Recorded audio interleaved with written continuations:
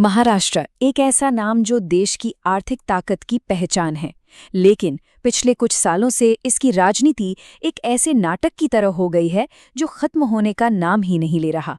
तो आखिर चल क्या रहा है वहां? चलिए आज इसी पहेली को सुलझाने की कोशिश करते हैं। ये जो लाइन है ना, ये महाराष्ट्र की पूरी राजनीतिक कहानी बयां कर देती है। यहाँ बात कुछ एमएलएस के पार्टी बदलने की नहीं है। अरे यहाँ तो पूरा का पूरा अस्तबल ही पाला बदल लेता है। ये एक तरह का राजनीतिक भूचाल है जो बार बार आ रहा है। और जब राजनीति में इतनी उथल-पुथल मची हो तो इसका खामियाजा कौन भुगतता है? जाहिर है, आम लोग। विकास के काम ठप पड़ जाते हैं और जनता का जो भरोसा है सिस्टम पर वो टूट जाता है। लेकिन ये जो सुर्खियां हम देखते हैं, सरकारें गिर रही हैं, पार्टियां टूट रही हैं, इनके पीछे की असली कहानी क्या है? चलिए आज इस संकट की तह तक चलते हैं और समझने की कोशिश करते हैं कि ये सब हो क्यों रहा है। तो शुरुआत करते हैं पहले हिस्से से कि आखिर ये सरकारें बनती और गिरती कैसे हैं। ये एक ऐसा खेल है, आप समझिए, जिसके नियम अक्सर रातों रात बदल दिए जाते हैं।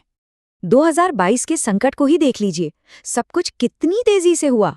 21 जून को विधायक पहुंच से बाहर सूरत में, 22 को गुवाहाटी पहुंच गए और 30 जून तक तो नई सरकार शपथ भी ले चुकी थी। ये कोई इत्तेफाक नहीं था, ये एक सोची समझी पूरी तरह से प्लान की गई चाल थी। तो सवाल उठता है कि ये सब होता कैसे है। यहीं पर एक बड़ा दिलचस्प कॉन्सेप्ट सामने आता है, वॉशिंग मशीन पॉलिटिक्स। आलोचक कहते हैं कि ये एक ऐसा सिस्टम है जहां भ्रष्टाचार के आरोपों से घिरे विपक्षी नेता जब सत्ताधारी पार्टी में शामिल होते हैं तो उनके सारे दाग धुल जाते हैं, बिल्कुल वैसे ही जैसे वॉशिंग मशीन में कपड़े साफ हो जाते हैं। और इसके उदाहरण भी हमारे सामने हैं। अजीत पवार, अशोक चौहान, छगन भुजबल, ये सब बड़े नाम हैं और एक पैटर्न साफ दिखता है। जैसे ही ये सत्ता पक्ष में आए, इनके खिलाफ चल रहे बड़े बड़े करप्शन के मामले या तो ठंडे बस्ते में चले गए या फिर बंद ही हो गए। ये एक पैटर्न है जो बार बार दोहराया जा रहा है। चलिए अब इस कहानी की दूसरी परत को खोलते हैं।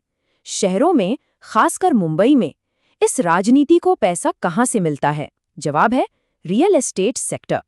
मुंबई एक ऐसा शहर जहां जमीन सोने से भी ज्यादा कीमती है और यही कीमती जमीन एक बहुत ही शक्तिशाली गठजोड़ बनाती है राजनेताओं, बिल्डरों और यहां तक कि अंडरवर्ल्ड के बीच में।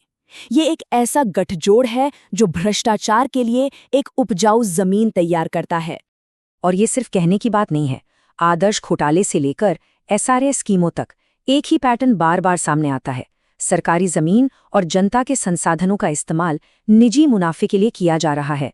लिस्ट लंबी है और इस गठजोड़ का असर चुनावी राजनीति पर भी साफ दिखता है।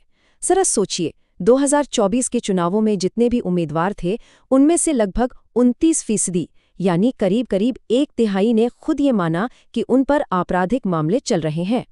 और देखिए, ये समस्या किसी एक पार्टी की नहीं है, चाहे वो बीजेपी हो, शिवसेना, यूबीटी हो या कांग्रेस। सभी बड़ी पार्टियों ने अच्छी खासी संख्या में ऐसे उम्मीदवारों को टिकट दिया जिन पर गंभीर आपराधिक आरोप थे।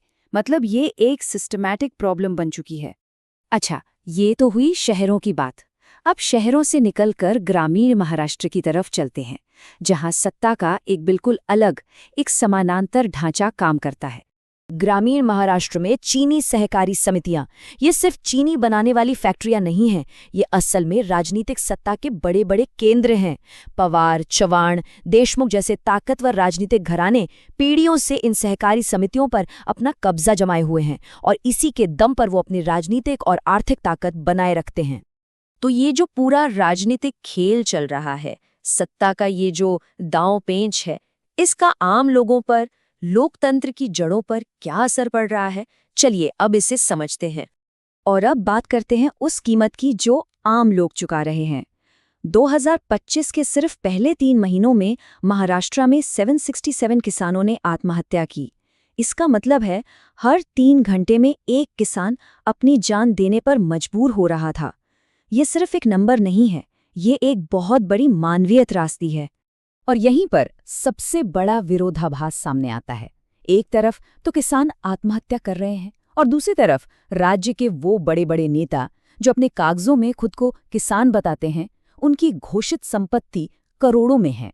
ये दिखाता है कि जमीनी हकीकत और राजनीति के बीच कितनी गहरी खाई बन चुकी है। और ये संकट सिर्फ विधानसभा तक ही नहीं है, ये जमीनी स्तर तक हमारी आपकी गलियों तक पहुंच गया है। क्या आप सोच सकते हैं कि मुंबई समेत महाराष्ट्र के 29 बड़े शहरों में 2022 से स्थानीय चुनाव ही नहीं हुए हैं? ऐसा लगता है जैसे लोकतंत्र पर ताला लगा दिया गया हो। तो इसका मतलब क्या हुआ? इसका मतलब सीधा है। वो पार्षद जो लोगों की गली, सड़क, पानी और सफाई के लिए सीधे जवाबदेह होता है, उसकी जगह अब एक सरकारी अधिकारी बैठा है। एक ऐसा अधिकारी जिसकी जनता के प्रति कोई सीधी जवाबदेही नहीं है। मतलब शहरों के बड़े बड़े फैसले अब वो लोग ले रहे हैं जिन्हें जनता ने चुना ही नहीं। तो चलिए अब इन सभी धागों को एक साथ जोड़ते हैं और ये समझने की कोशिश करते हैं कि ये पूरा सिस्टम बदलाव के खिलाफ इतना मजबूत क्यों है, क्यों कुछ बदल नहीं पा रहा है। जानकार इसे इंस्टीट्यूशनल लॉक-इन कहते हैं। ये एक ऐसी स्थिति है जहां कानून और नियम जैसी संस्थाएं कमजोर पड़ जाती हैं और जो ताकतवर लोग हैं, चाहे वो राजनीति में हो या बिजनेस में, वो इस कमजोरी का लगातार फायदा उठाते हैं। वो सिस्टम को ऐसे मोड़ देते हैं कि वो सिर्फ उनके फायदे के लिए काम करे और इस वजह से कोई भी बड़ा सार्थक सुधार लाना लगभग नामुमकिन हो जाता है। तो आखिर में एक ही बड़ा सवाल बचता है, जब पूरा का पूरा सिस्टम ही इस तरह से लॉक हो चुका हो, तो क्या जनता के टूटे हुए जनादेश की कभी मरम्मत हो सकती है? क्या महाराष्ट्र इस चक्रव्यूह से कभी बाहर निकल पाएगा? इस सवाल का जवाब शायद सिर्फ आने वाला वक्त ही दे सकता है।